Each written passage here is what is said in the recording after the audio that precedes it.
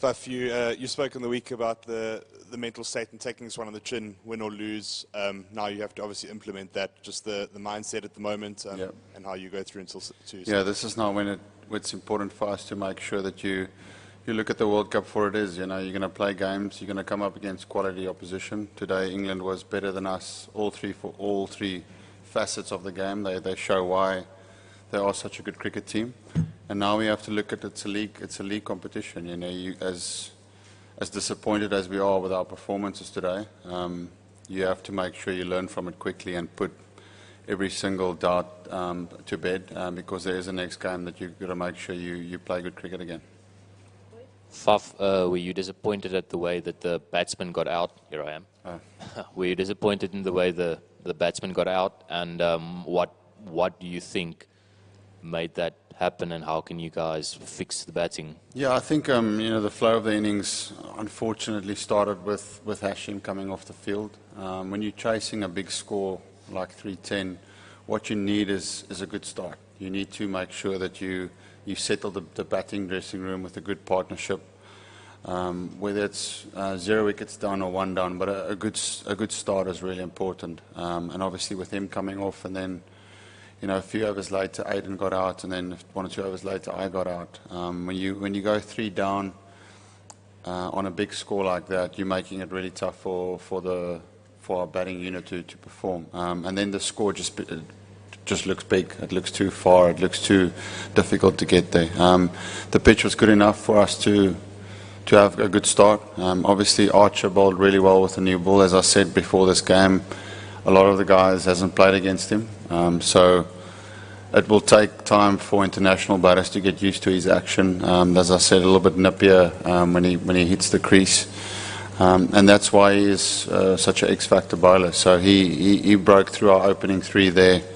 And that pretty much was always going to be a tough ask from there. Quinny batted really well. Rassie once again showed good composure. So yeah, it's just for me now, it's about making sure the dressing room look at the areas that we got it wrong, and just move on. That's it. Faf, Can you describe the thought process behind opening the bowling with Imran Tahir, and how much of it was a surprise element that he got the wicket of Bairstow in the first over? Not a surprise, it was a plan.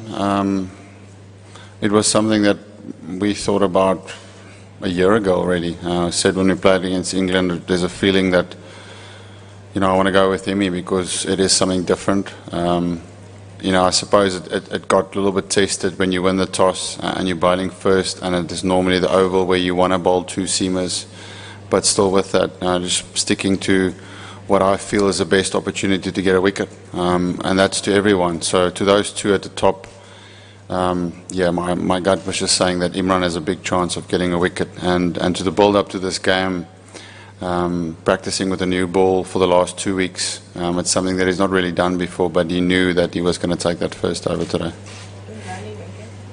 Off Archer's wickets and even the Hash hit on the head, which was effectively a wicket in itself, is that what express pace does? Does it sort of hurry the thoughts and make you do things that you don't necessarily want to do?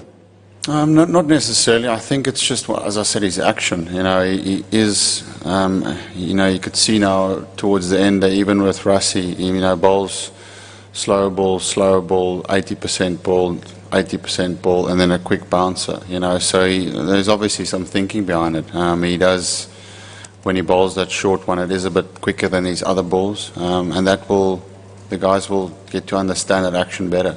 So when we get an opportunity to play against England again, we'll know that his short ball is his wicket ball. He's not necessarily a guy that will swing the ball as much as other bowlers, but his short ball will be his wicket-taking ball. Faf, the first half of the game really seemed like a whole lot of planning coming together, not just Imran, but also playing Dwayne and Andile and lots of slower balls and that sort of thing.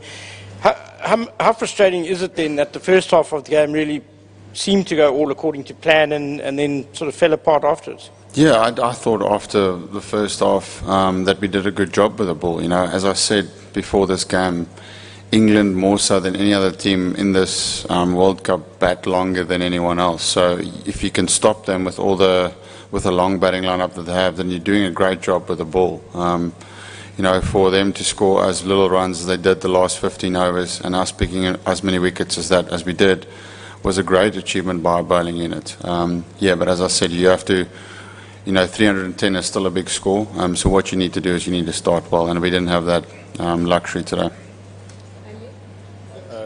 Faf, how do you appraise Ben Stokes' performance today? Because when you come up against a guy like that, top scores, run-outs, wickets, and that catch as well, I mean, how can you compete with that in a way? Yeah, he's a good cricketer, Stokesy. A 3-in-1 cricketer. And that's why I said why England is such a good team. They have a lot of all-rounders that play a part. Moeen Ali, same thing. On other days, he does it with the batter's ball and does it in the field.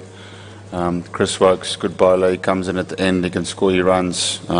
It goes on. Rashid, Plunkett. So that's England team's strength, is the fact that they go so long, and that's why they're playing probably the most consistent one-day cricket.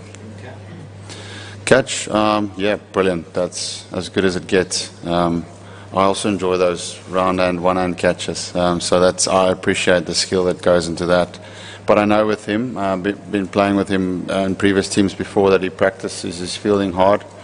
He's a guy that does those. He does train those catches, so there's no fluke when it comes to taking a catch like that with him. Faf, you say 310 or 311 is a big score. Was there anything more you could have done to restrict England when you had them like 5 down, something? I'll go back now and I'll think what can I do better? What can I learn from the pitch? But as I said, their batting lineup is long, so Stokes coming in at 5 or 6, whatever, to get 90 runs the way that he did. I didn't feel that we made a lot of mistakes with the ball. I thought it was a good battle between good bowlers and a very, very strong batting lineup. And it was, probably 10, 15 runs more if you were really harsh on ourselves, a few soft deliveries. But apart from that, 300 on a good wicket like that, I would have taken that. Can I get the last few? Daniel, the back, Ken. Me. Faf, when you won the toss, did you have an idea in your mind of what target you would have liked to have been chasing? How close to 312 was that? I was hoping 180, but that is probably the glass half full side of me. When they got going and they batted really well, it looked like they were going close to 350. And obviously the scores, especially from them the last while, has been 350, has been almost their par. So, in my head I was aiming at anything between 320 and 300 would have been a great effort from us. So to do that, I think the bowlers did a good job today. Faf, you took 2 very good catches filling in the outfield. How difficult is to lead the team in today's era, most of the time when you're in the outfield? I mean, in India, Kohli gets support from Dhoni. How do you manage? Yeah, I'm normally, most of the time, the last year or so, I've been in the inner ring. I love talking to the bowlers because I had a dodgy shoulder. That's better now, so the competitive fielder inside me wants to go where the ball goes, because I feel like your best fielders needs to be where the ball goes. Luckily for us today, we bowled quite a bit of spin, so we had enough time for me to go to the boundary and then still go up to the bowler and talk about plans and tactics.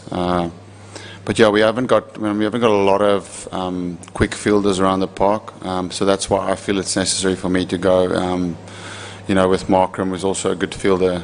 We've got David Miller, who's a good fielder. He didn't play, but there's a few slow-ish guys in the field, so that makes the quicker guys in the team job more important. Faf, how impressed were you with Lungi Ngidi's character? His first World Cup game wasn't going too well for him, but then I think it was 3 for 21 and 4 overs at the death. Lungs would have said. He's got a beautiful action. Today, just off it with the start. He's normally a guy that is very, very balanced in the way that he bowls. He doesn't offer a lot of bad balls. Today there was a few up front, but that's okay. That's going to happen. And then the way he came back was beautiful. to get Joss Butler out. He's probably one of the best strikers in the world. To get him out with good thinking, good tactics, and coming back, as you're saying, 3 for 21 is very good for us, because Lungi, KG, those guys are going to play a role when it comes to close games at the death as the tournament moves on. Thank you very much, everybody. Thank you. Thank you.